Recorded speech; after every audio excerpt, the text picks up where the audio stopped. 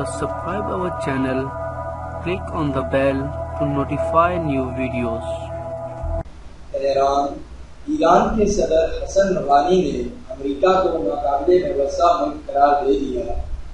بین الاقوامی خبر رساں ادارے کے مطابق دارالحکومت تہران میں شمالی کوریا کے وزیر خارجہ ری یانگ نے ایرانی صدر حسن روحانی سے ملاقات کی۔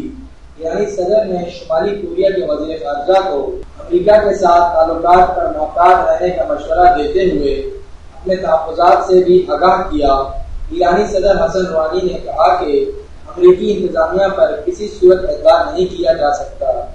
امریکی اور شمالی کوریا کے درمیان برسوں کی کشیدگی کے بعد تعلقات کے نئے دور کا آغاز ہوا ہے۔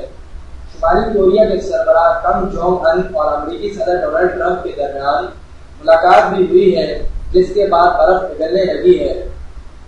ادھر ایرانی وزیر خارجہ جواد ظریف نے ٹویٹ کرتے ہوئے کہا کہ امریکی ایران کو تیل کی برآمد سے نہیں روک سکتا، ایران تیل کی برآمد جاری رکھے گا۔ ڈونلڈ ٹرمپ دنیا کو زبردستی ایران سے تیل خریدنے میں روکنے میں ناکام رہے ہیں۔ ان کی چڑچڑاہٹ اور ٹویٹ سے یہ حقیقت تبدیل نہیں ہو سکتی کہ دنیا اب امریکہ سے تنگ آ چکی ہے۔ دوسری جانب واشنگٹن میں امریکی محکمہ خارجہ کی ترجمان ایتھر ناورٹ نے میڈیا بریفنگ میں کہا کہ ایران مشرق وسطی میں عدم استحکام پھیلا رہا ہے، اسے چاہیے کہ خطے میں حالات کی بہتری کے لیے اپنے رویے تبدیل کرے اور اپنے ملک کے عوام کی حالت زار پر توجہ دے۔